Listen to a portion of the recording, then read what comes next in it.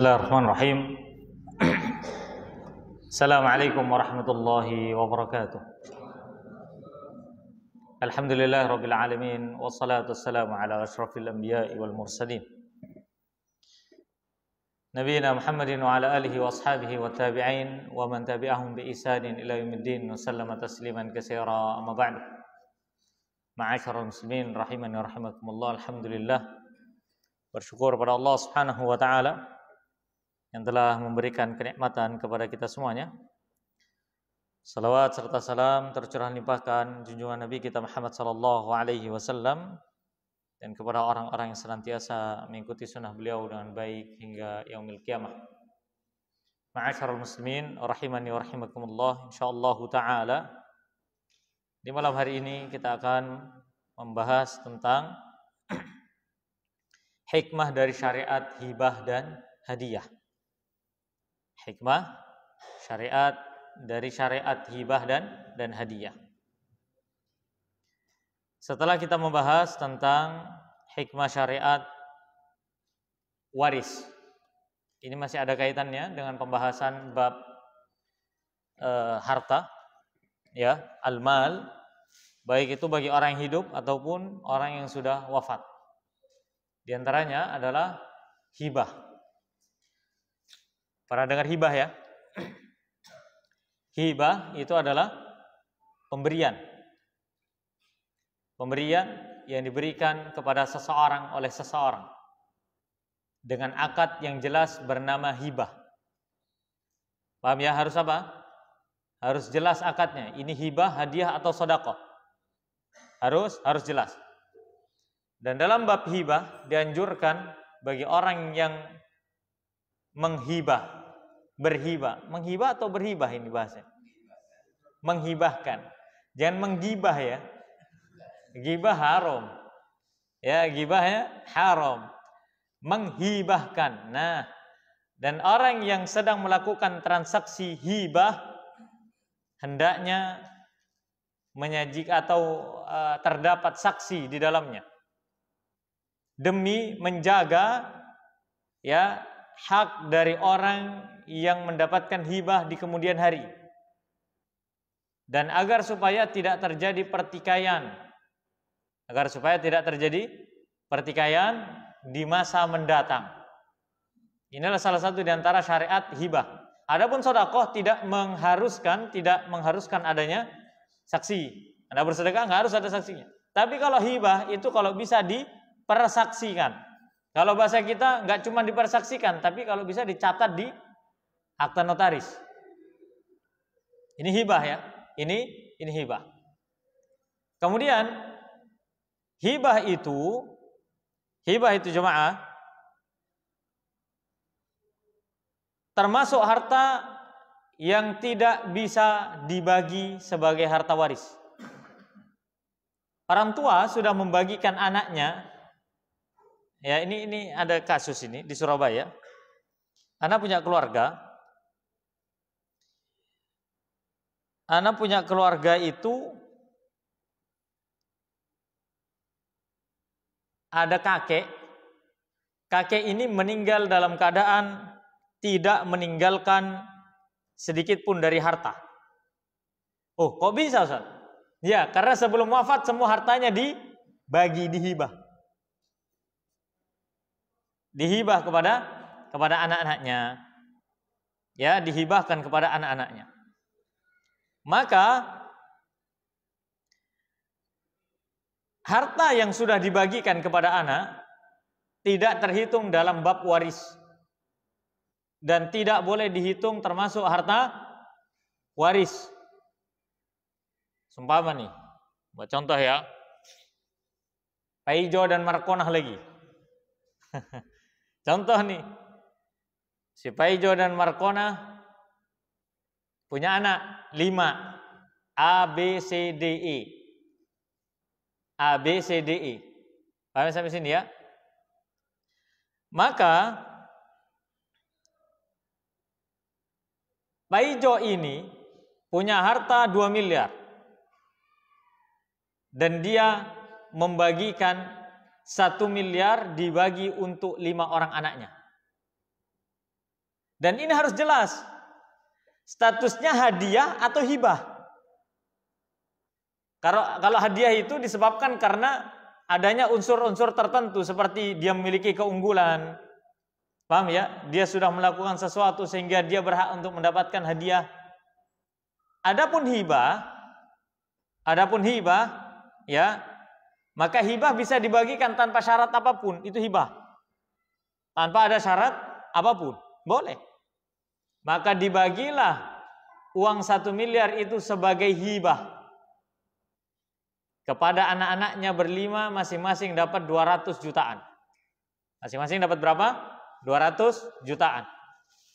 Nah, pada saat si Paijo meninggal, Markona nggak boleh bilang semua harta-harta yang bapak kalian berikan harus dikumpulkan lagi dan kita bagi sebagai warisan. Tahun saya sini, Markona nggak boleh mengatakan seperti itu. Harta Paijo sisa berapa berarti?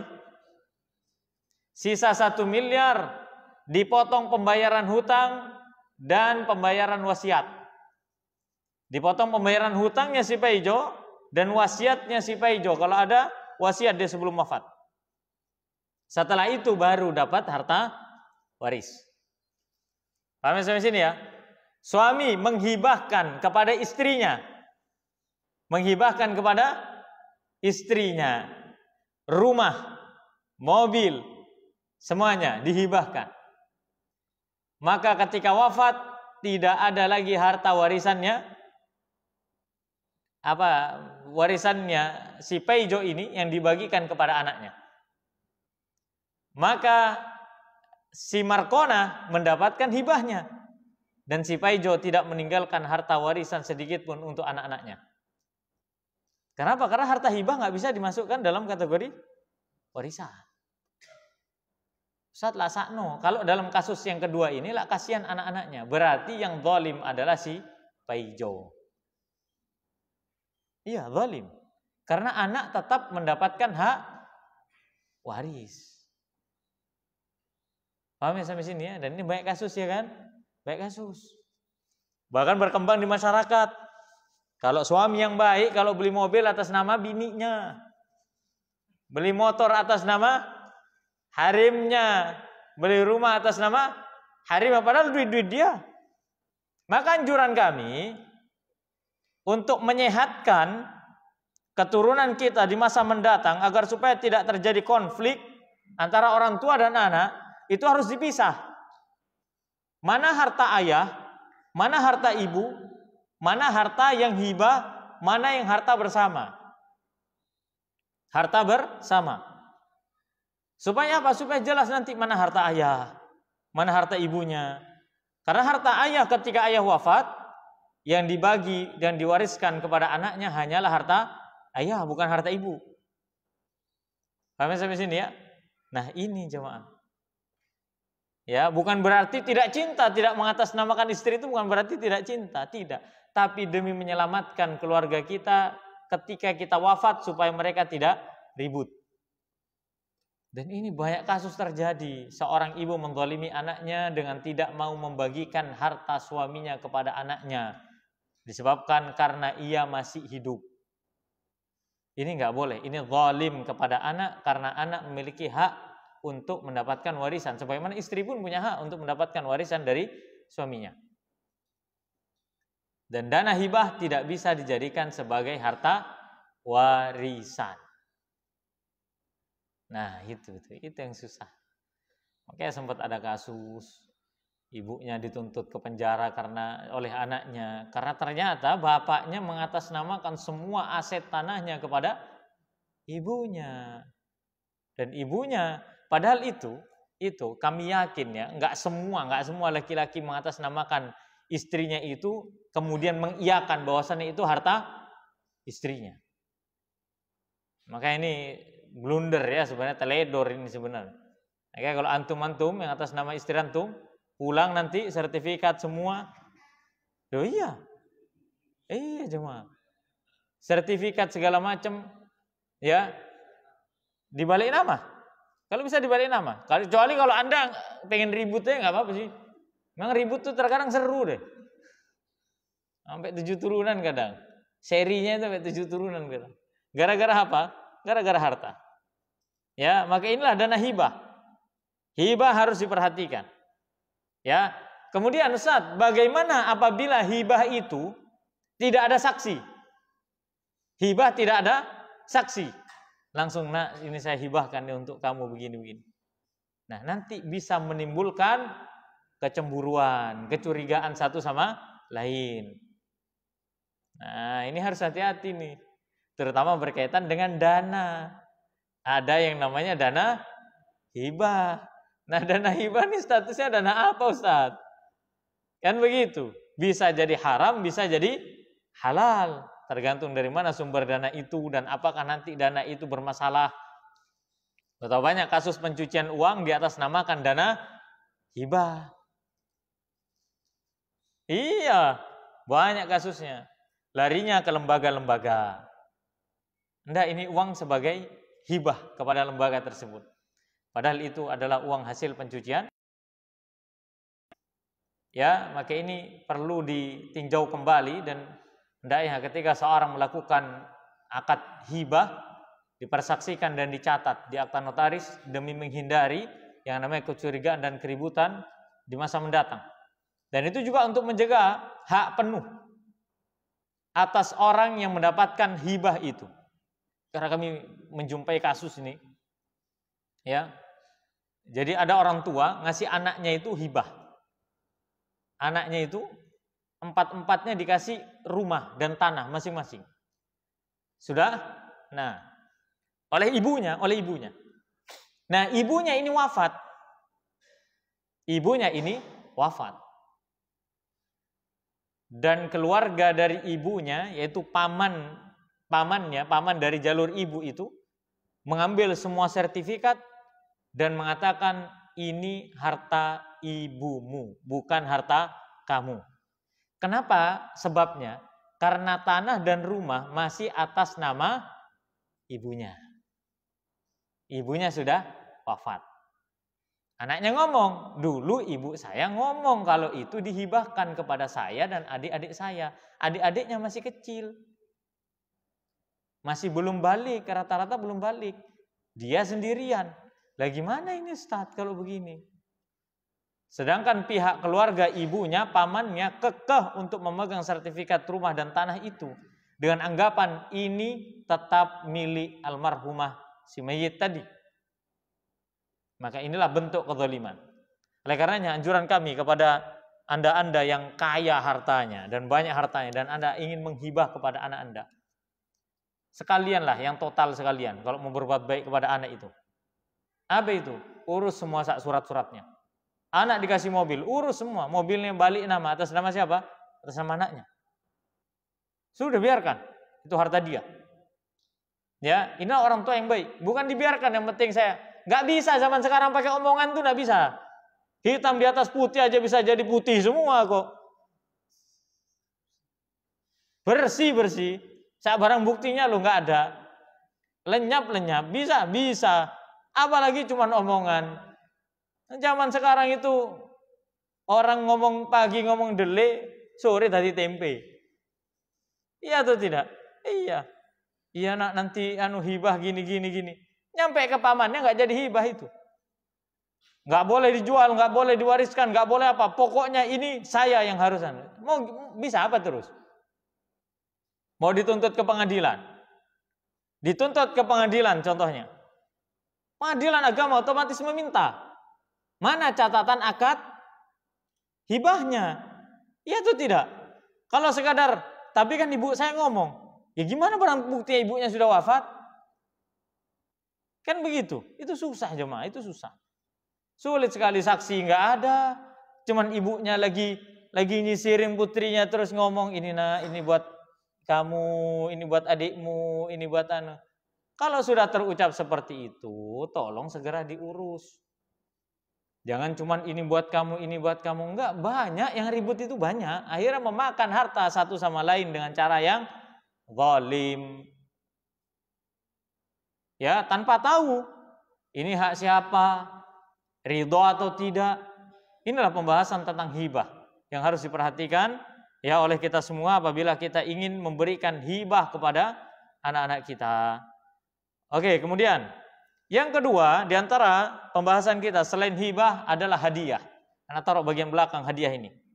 Karena hadiah ini lumayan. Bab tentang hadiah. Bab tentang hadiah. Islam adalah agama yang sempurna yang memperhatikan tentang hubungan baik antar sesama. Dan di antara cara Islam untuk memperbaiki hubungan baik antar sesama adalah dengan menganjurkan seseorang untuk memperbanyak memberikan hadiah. Nabi SAW bersabda, tahadu tahabu. Berikanlah hadiah, niscaya kalian akan saling mencintai. Kalau kata Ustaz Khalid Basalam hafizahullah ta'ala, antum royal, orang loyal. Jangan menginginkan orang lain akan loyal kalau antum tidak royal. Iya, istri kita itu tidak akan loyal kepada kita kalau kita tidak royal. Betul, anak-anak kita pun sama. Tetangga kita sama. Kalau kita tidak royal kepada orang, maka orang tidak akan loyal kepada kita. Oleh karena itulah sabda Nabi SAW, ya, tahadu tahabu. Begitu pula memberikan sedekah, memberikan hadiah kepada orang-orang yang tidak mampu, ya, kepada orang-orang yang berhak untuk menerimanya, ya. Dan Nabi SAW bersabda, tahadu, berikanlah hadiah. Fainal hadiyata tasilu as-sakhimah. Karena sungguhnya hadiah itu bisa memadamkan, bisa melunturkan yang namanya permusuhan. Bisa melunturkan nama permusuhan. Anda punya kawan, ini unik sekali dia. Unik sekali, ini bisa ditiru ya. Jadi dia kalau lagi jengkel ke sahibnya, supaya hubungan persahabatannya itu tetap terjaga, kalau lagi jengkel ke sahibnya, ya, dia ngasih hadiah sebanyak-banyaknya yang dia mau. Betulan ini. Jadi sahibnya itu yang dikirimi hadiah, perasaan. Wah, ini pasti dia lagi marah, makanya Anda dikirim hadiah. Jadi cara mengultimatumnya, ngasih taunya kalau dia nggak suka dengan cara sahibnya ini, dengan cara apa? Ngasih hadiah. Ngasih hadiah itu. Anda bohong, ini sesuatu yang unik ya zaman sekarang. Kalau orang ribut sampai putus hubungan saya, enggak. Indikasinya hadiah. Anak tanya, kenapa antum kok mikir mau ngasih hadiah ke sahib antum padahal lagi jengkel? Apa kata dia? Biar rasa jengkel saya tersalurkan, ya, dengan hadiah itu, insya Allah dia paham, ya, kemudian persahabatan saya dengan dia tidak putus. Lihat bagaimana cara dia memupuk persahabatan itu dengan cara apa? Kalau jengkel ngasih hadiah. Ngasih hadiah. Ya, semakin besar hadiahnya berarti kemarahannya semakin besar. Masalah yang timbul semakin besar. Seperti itu. Jadi dua-duanya sama-sama mengerti. Dan inilah sabda Nabi SAW, tahadu tahabu. Adapun hukum yang berkaitan dengan hadiah banyak sekali. Ya, di antara faedahnya sangat banyak sekali ya. Yang pertama, hadiah itu memiliki pengaruh besar dalam mempererat cinta, kasih sayang, mempersatukan hati dan memperbaiki hubungan. Ya, memperbaiki hubungan. Seorang ayah kepada anaknya, anak itu akan suka kalau orang tua suka ngasih hadiah.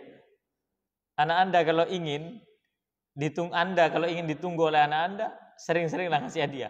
Anda pasti akan disambut dan Anda pasti akan ditunggu. Kalau anak Anda datang kemudian anak Anda bilang, "Abi bawa apa?" Ya, berarti Anda ditunggu. Anda ditunggu. Nanti akan timbul kecintaan di hati anak-anak Anda. Itulah salah satu di antara ya sekian banyak dari faedah-faedah hadiah, mempererat cinta, mempersatukan hati, memperbaiki hubungan yang retak, bisa tersambung kembali dengan apa? Dengan memberikan hadiah satu sama lain. Kemudian yang kedua, terimalah hadiah dan berusahalah untuk membalasnya. Terima hadiah itu, berusaha untuk membalasnya. Kata Nabi SAW, kata Aisyah radhiyallahu anha, dia mengatakan Rasulullah SAW biasa menerima hadiah dan biasa pula untuk membalasnya. Ya, kalau bisa ada niatan untuk membalas hadiah tersebut. Terutama kalau hadiah itu dianggap hadiah yang istimewa. Dianggap hadiah yang istimewa. Maka apabila itu hadiah istimewa, maka hendaknya untuk berniat dan memberikan balasan dari hadiah itu, membalas hadiahnya. Ya. Kemudian yang berikutnya adalah Nabi SAW menerima hadiah namun tidak menerima sedekah. Nabi itu menerima hadiah tapi enggak menerima sedekah. Ayo sampai sini ya, terutama harta zakat.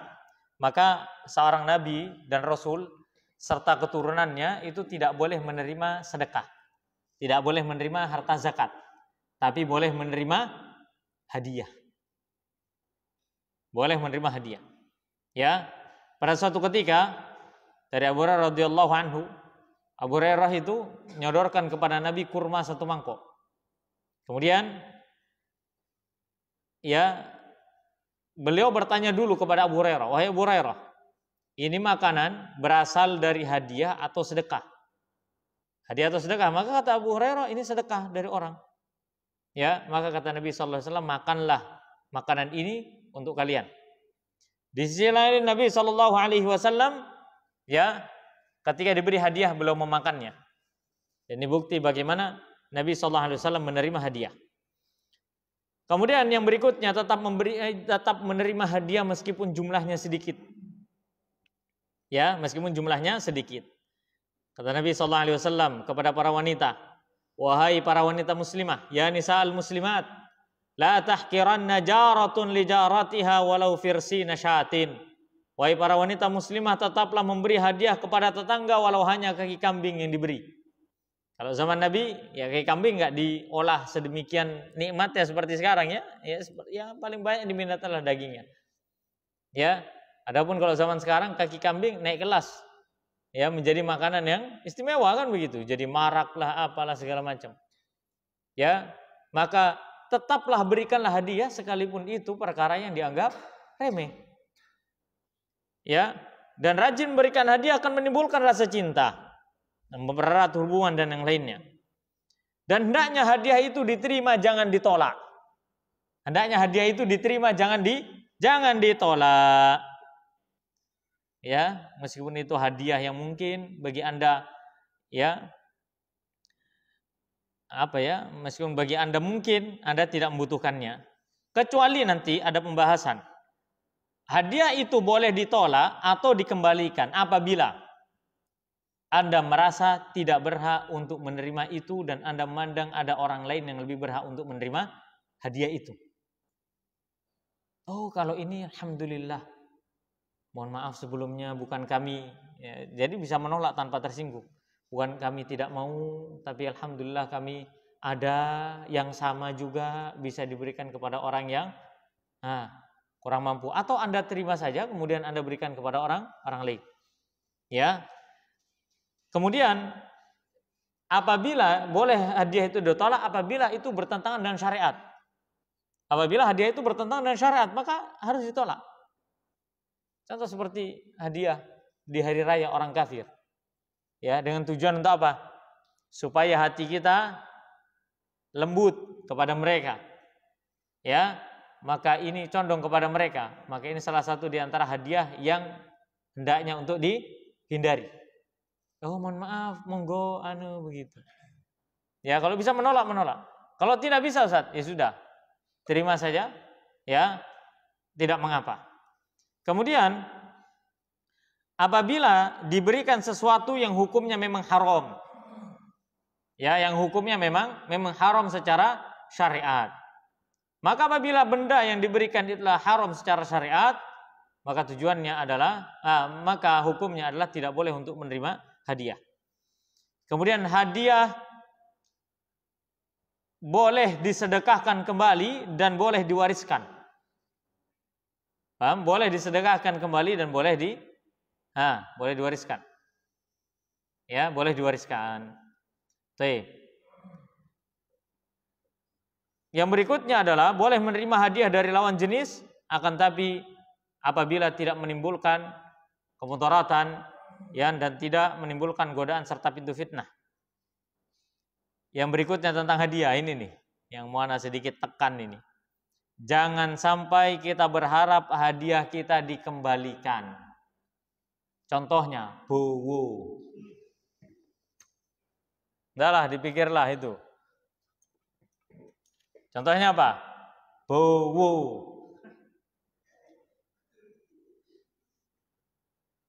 Iya jemaah. Kenapa? Kita ada acara walimahan itu.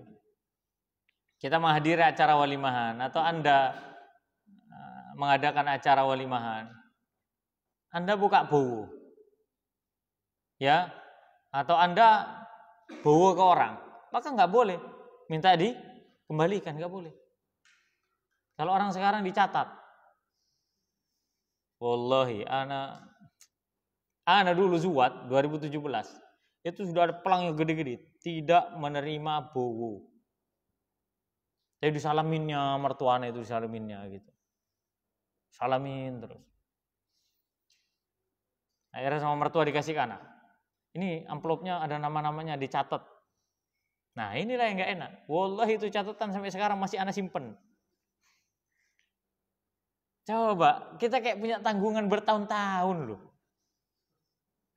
Tiap ada zuatan dari orang-orang ini, diundang gitu kita nggak bisa datang, bowonya diantar. Tinggal dicentang, iki wis mari. Iki durung. Anak sampai bilang, coba lah deh, itu carilah itu. Siapa yang bisa, yang ngasih-ngasih bowo kita waktu nikah itu. Mana anaknya yang gede-gede itu. Rupanya masih banyak yang kecil-kecil. Kan tahunan kita balikin itu. Terkadang kita yang dibowo ini sudah lupa Pak. Terkadang itu luar biasanya. Yang ngasih bowo si elinge tahunan itu. Oh iki mbiyen tak bowoi, saiki ndak bowo. Anakku Luis. Kita udah sedih sepuh itu. Kita sudah tua, itu masih diingat itu. Dulu muda-mudanya saya bowo, sekarang kamu ndak bowo. Loh. Anda memberi, itu nggak boleh. Mengharap kembali itu nggak boleh. Nggak boleh. Anda ngutangin atau ngasih itu. Kalau Anda memberikan hutang, ya jelasin. Ini ya karena Anda ada acara pernikahan, saya hutangi 200.000. Kasih akadnya itu sekalian. Iya, jangan mengharapkan kembali. Ini salah satu di antara kebiasaan. Anda itu mau ngundang acara pernikahan atau cari keuntungan itu? Hah? Itu nggak boleh. Nggak boleh, itu malah menyusahkan. Dan ketika Anda sudah meninggalkan kebiasaan itu, Anda nikah, ndak ono terima-terima bowo. Terus orang ngasih, tetap ngasih untuk bowo. Ndak ada kewajiban Anda untuk mengembalikan itu. Sebenarnya Anda dibowoin atau enggak, itu nggak ada kewajiban untuk balikin. Nggak ada kewajiban untuk mengembalikan bowo itu tadi. Karena nggak ada akadnya. Kadang udah ditolak, enggak, dipaksa dimasukin ke baju. Ini apa-apaan maksudnya? Apalagi kalau yang ngasih orang kaya, juta-jutaan. Yang nerima lemes. Senang sesaat, lemes pas lihat daftar namanya. Ya Allah si fulan 1 juta, yang anu 2 juta, yang 1 50 juta, yang 1 20 juta. Lemes itu. Kalau bisa Anda saat itu balikin ke rumahnya, balikin tuh bawaannya itu. Nih bawaanmu ya, saya mau balikin bawaanmu, nggak nunggu anakmu zuatan. Saiki. Nggak apa-apa. Daripada apa? Besok ke depannya ribut, mending ribut sekarang. Nah itu jemaah. Ini salah satu di antara perbuatan yang buruk dalam masalah hadiah. Apa itu? Menerima mengharapkan kembali hadiah yang dia berikan. Kata Nabi SAW dalam sebuah hadis riwayat Ibnu Abbas. Nabi SAW bersabda, al-a'idu fi hibatihi kal kalbi yaqi'u summa ya'udu fi qai'ihi. Kata Nabi SAW, orang yang meminta kembali hadiahnya seperti seekor anjing yang memuntahkan makanannya lalu menelan muntahannya kembali. Oke, kalau kita sudah ngasih hadiah atau sedekah itu nggak boleh diminta lagi. Yang dulu mana? Oh, itu nggak boleh jemaah. Ya dulu saya bawa 200.000. Kamu sekarang kok cuma 100.000. Loh, nominal lu sampai diingat. Bahkan bisa wasiat tuh ke anaknya tuh. Ingat nak si fulan dulu nak, waktu dia zuatan nak anaknya, kita bawa ke dia berapa? 3 juta. Kasih fulan lagi tetanggamu sebelah itu 500.000. Ingat ya anaknya dicatat. Jadilah tuh catatan warisan dan wasiat itu. Ya. Dan tidak boleh seorang melakukan seperti itu. Yang berikutnya juga adalah masalah hadiah dan pemberian. Jangan mengungkit-ungkit hadiah dan pemberian yang telah diberikan. Karena apa? Karena batalnya pahala pemberian itu. Pahalanya batal, dia nggak dapat apa-apa. Kata Allah Subhanahu wa taala, qaulun ma'rufun wa maghfiratun khairun min shadaqatin yatba'uha adza. Ucapan yang baik, memberikan maaf lebih baik daripada sedekah yang diiringi dengan mengungkit-ungkit dan menyakiti perasaan orang yang diberi, yang menerimanya. Ya, kata Allah, Allahu ghaniyyun halim. Allah Maha Kaya, ya, lagi Maha Penyantun.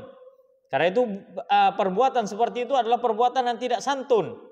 Ya ayyuhalladzina amanu la tubtilu shadaqatikum bil manni wal adza. Orang beriman, janganlah kalian membatalkan pahala sedekah kalian dengan cara menyebut-nyebutnya dan menyakiti perasaan ya si penerimanya. Ya, terutama kalau kita sudah ngasih ke orang dan merasa berjasa, kemudian setelah itu orang itu menyakiti kita. Disebut itu. Ya, atau tidak loyal kepada kita. Wah, itu disebut. Dulu anaknya susah, saya yang biayain, sekarang kok malah kayak begini. Ya, Anda tidak dapat pahala sedekah Anda, ya. Baik. Kemudian begitu pula dianjurkan dalam masalah hadiah, memberikan hadiah kepada pasangan hidup kita. Ya, hadiah itu di luar nafkah otomatis. Kasihlah sesekali surprise kepada istri Anda, ya. Maka itu salah satu di antara sebab timbulnya cinta dan eratnya cinta antara suami dan istri. Kemudian ada hadiah yang nggak boleh ditolak. Ada hadiah yang tidak boleh ditolak. Nolak hadiah ini haram. Jadi kalau Anda dikasih hadiah wajib diterima. Apa itu? 3. Kata Nabi SAW. Salasun la turaddu. 3 perkara yang tidak boleh ditolak pemberiannya. Al-wasaidu, bantal. Ya, kalau kita mau tidur terus sama istri kita dikasih bantal, jangan ditolak, pakai aja. Ya, atau orang ngasih kita hadiah bantal, ya, pakai. Ya, nggak boleh ditolak, harus diterima. Waduhnu, minyak rambut, ya, atau minyak wangi, wallabanu, dan susu. Jadi kalau Anda mau sholat, terus ada orang nawarin kepada Anda minyak wangi, jangan begini, pakai sedikit, ya, pakai, terima. Karena ini hukumnya adalah harus diterima. Ustaz, minyak wanginya tuh Ustaz, baunya itu Anda tidak suka Ustaz, kayak malaikat subuh katanya. Ada kan minyak wangi malaikat subuh itu, baunya luar biasa itu. Setetes bikin masjid ini sengak semua. Bisa itu. Ya. Iya, kencang sekali itu baunya. Lah terus gimana Ustaz? Ya pakailah sedikit-sedikit. Tinggal nanti pulang ke rumah cucilah cepat-cepat baju antum. Ya kan? Tapi karena ini nggak boleh dia apa? Nggak boleh ditolak. Ya. Kemudian yang berikutnya adalah ada hadiah-hadiah yang sifatnya terlarang. Ada hadiah-hadiah yang sifatnya terlarang. Yuk kita bahas hadiah-hadiah yang terlarang. Ini agak-agak seru nih. Sisa 8 menit nih Isa ya. Ya, hadiah yang terlarang. Di antaranya adalah hadayal umal. Hadiah bagi pekerja. Nabi SAW bersabda, hadayal ummal hulul. Hadiah pekerja itu adalah khianat. Itu nggak boleh diterima.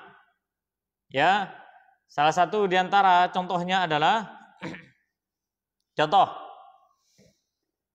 begini. Ada usaha, bengkel contohnya, bengkel spare part. Terus di situ ada montirnya, ada bosnya. Nah, kita yang servis ke dia, kita memberikan tips atau uang tips kepada pekerja ini. Maka uang tips ini bisa menjadi haram bagi pekerja ini. Hukum asalnya haram untuk diterima. Paham ini? Kita kerja di kantor tertentu supaya apa namanya? Karena kita sudah membantu orang, kita mendapatkan tips dari orang tersebut, hukum asalnya itu haram untuk diterima. Kecuali atasan kita mengizinkan. Apa bentuk izinnya atasan? Bentuknya adalah atasan kita tahu dan membiarkan itu. Gak ngasih teguran dan tidak ada gestur bahwasannya dia tidak suka dengan itu. Ya bahkan, oh nggak apa-apa Pak, monggo kasih ke beliau. Kasih aja nggak apa-apa, terserah tipsnya. Bahkan atasan menyiapkan kotak uang tips. Boleh? Boleh bagi pegawai untuk menerimanya. Ya, boleh bagi pegawai untuk menerimanya. Oleh karenanya, menjadi seorang atasan atau seorang bos itu harus tegas. Kalau memang Anda mengizinkan anak buah Anda untuk menerima tips, maka izinkan sekalian. Itu tidak mengapa. Kalau Anda tidak mengizinkan uang tips, maka Anda harus jelaskan kepada mereka, saya bos kalian dan kalian sudah mendapatkan gaji dari saya. Kalau kalian diberikan uang tips, maka kalian harus mengumpulkan ke saya.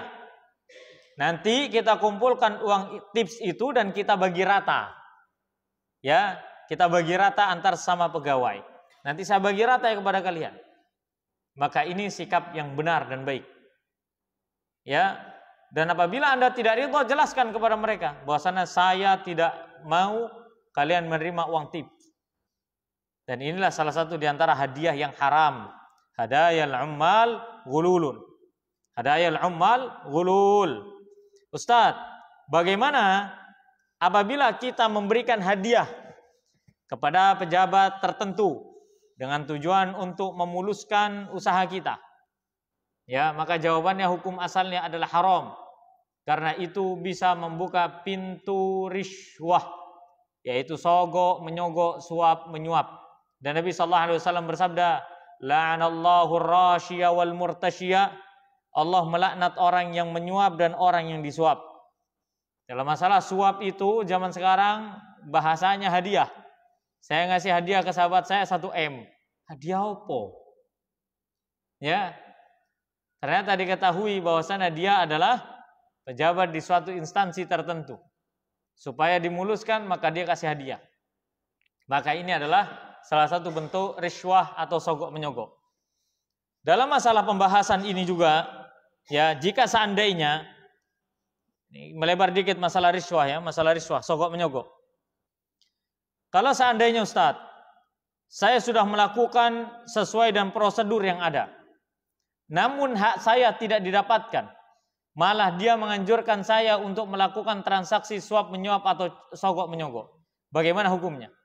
Maka jawabannya adalah Anda boleh melakukan perbuatan riswah dengan syarat-syarat yang ketat. Karena hukum asalnya riswah itu adalah haram dan hukumnya adalah dosa. Yang pertama adalah Anda harus memastikan bahwasannya jika tidak melakukan itu hak Anda tidak didapatkan.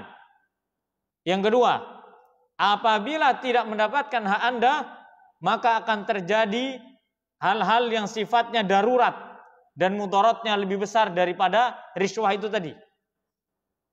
Contoh ya, ada orang mau buka usaha. Dia sudah buka usaha, di situ karyawannya banyak. Ternyata dipersulit izinnya.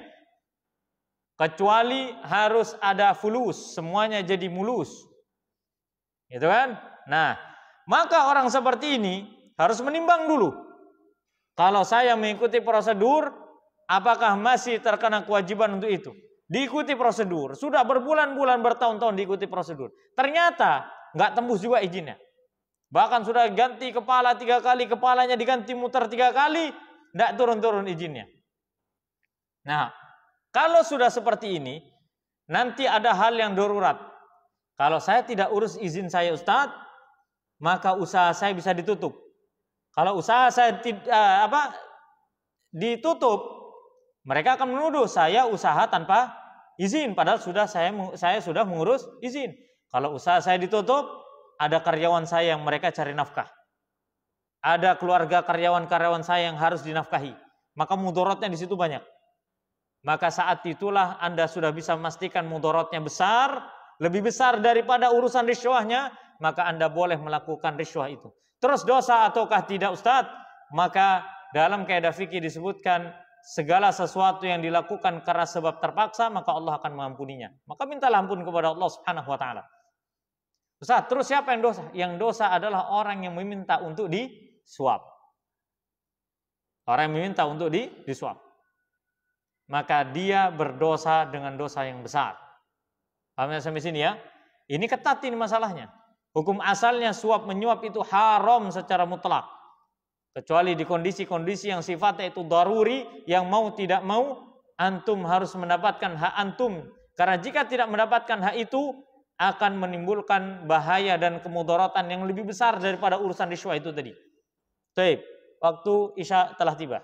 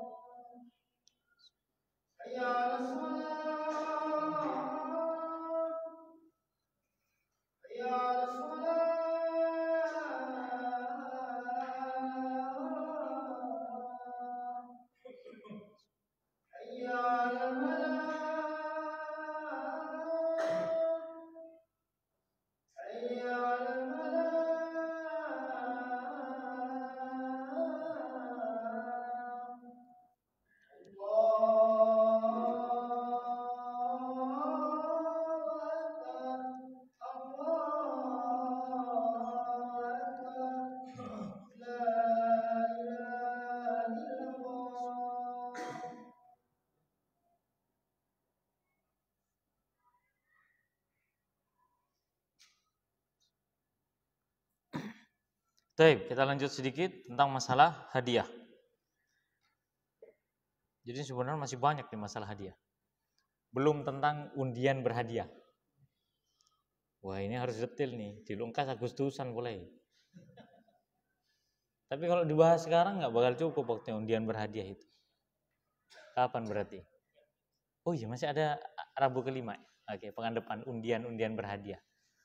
Nah, apalagi antum kalau punya usaha bisnis, tiba-tiba datang sponsor, Pak, hadiah pitulasan. Entah RT, entah RW, entah camat. Ya kan? Nanti akan kita bahas di pertemuan berikutnya ya, masalah undian berhadiah. Ada tulisan bagus dari Ustaz Abi Ibrahim Muhammad Ali Hafizahullah Ta'ala dalam masalah undian berhadiah. InsyaAllah kita akan sajikan di pertemuan berikutnya. Yang sekarang kita bahas adalah masalah hadiah yang tadi yang dibahas. Hadiah ya berupa riswah. Maka ketahuilah bahwasannya tidak semua hadiah itu halal. Tidak semua hadiah itu halal. Karena ada rinciannya ya. Ada hadiah yang halal untuk pemberi dan hadiah yang halal untuk si penerima. Penerima dan pemberinya juga halal. Ya. Yaitu hadiah yang diberikan kepada selain hakim atau pejabat. Ini halal. Seperti kita kepada kawan kita ngasih hadiah kepada sahib kita. Karena sahib kita, maka itu boleh. Ya, sampai sini ya. Baik. Adapun ketika seorang memberikan hadiah ya kepada hakim ataupun pejabat, pasti ada maksud-maksud tertentu. Maka ini salah satu di antara hal yang dilarang dalam syariat.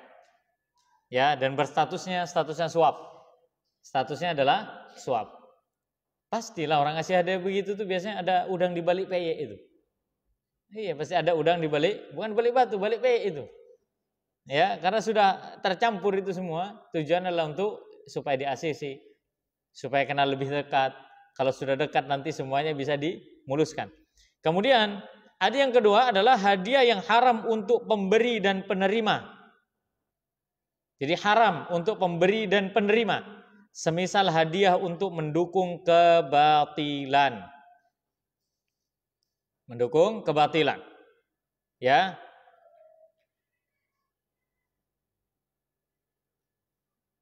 Antum enggak usah bawa ke pemilu ya, dengar. Ya, ini banyak yang bertanya, Ustaz, ini kalau saya menerima ini Ustaz disuruh dukung yang ini Ustaz. Kalau enggak, ana mau dukung yang ono Ustaz. Tapi ana dikasih itu suruh dukung yang ini. Ya jemaah sekalian rahimani rahimakumullah. Uang-uang yang diberikan di saat pemilihan umum dan yang lainnya, ingat itu salah satu di antara bentuk suap. Terkadang bahasa zaman sekarang enggak suap, Pak.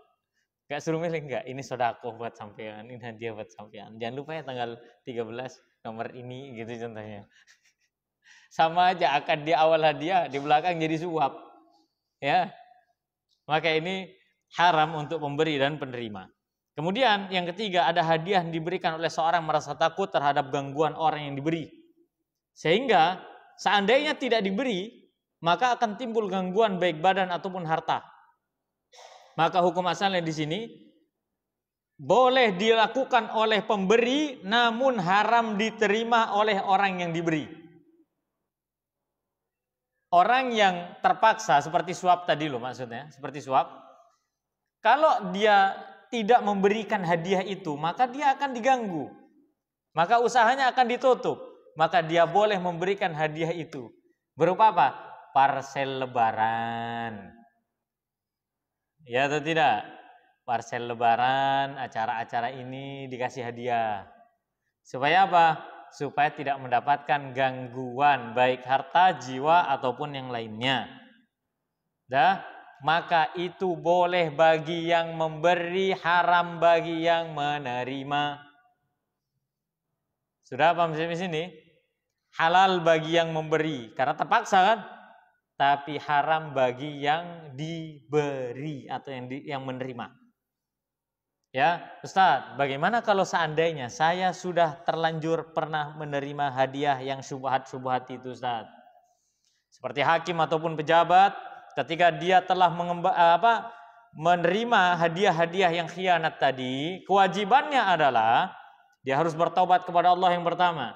Yang kedua adalah memulangkan kembali kepada orang yang memberikannya. Dipulangin. Ya. Kalau sudah dikonsumsi bagaimana Ustaz? Wajib diganti dengan bentuk dan nilai yang serupa. Nah ini, kalau enggak sampai wafat, maka dia telah makan harta haram dan ia telah zalim kepada orang lain. Paham sampai sini ya? Ustadz, kalau ternyata yang memberi itu orangnya sudah tidak ketemu, saya tidak tahu orangnya kemana, maka kewajiban bagi hakim dan pejabat ini apa? Memberikan harta yang dia ambil tadi, statusnya sebagai luqotoh. Luqotoh itu harta temuan. Harta temuan. Paham? Ditaruh ke baitul mal kaum muslimin, ya, kemudian untuk masyarakat secara umum. Karena hukum asalnya uang yang diterima adalah uang masyarakat. Uang yang diterima adalah uang masyarakat. Oleh karenanya ini salah satu poin terakhir bagi siapapun yang telah menerima suap menyuap, dan apabila dia bertobat kepada Allah, dia harus mengembalikan sebanyak uang yang ia terima dari transaksi suap menyuap. Dan apabila dia tidak bisa, maka dia harus meminta keridhaan kepada orang yang memberi. Tidak ketemu, ya harus diganti dengan nilai yang sama. Diberikan ya kepada negara dalam bentuk luqotoh untuk dijadikan sebagai bagian kepada masyarakat. Ini yang diajarkan oleh Islam dan dalam fikih Islam. Baik, cukup sekian yang bisa kami sampaikan di malam hari ini. Insyaallah di pertemuan berikutnya kita akan bahas tentang masalah undian berhadiah. Perlombaan apa yang boleh diundian? Undian itu seperti apa? Karena ini salah satu di antara bab hadiah yang sering muncul terutama mendekati bulan Agustus. Ya, wallahu a'lam bishawab. Subhanakallahumma rabbana bihamdika asyhadu an la ilaha illa anta astaghfiruka wa atubu ilaik. Wassalamualaikum warahmatullahi wabarakatuh.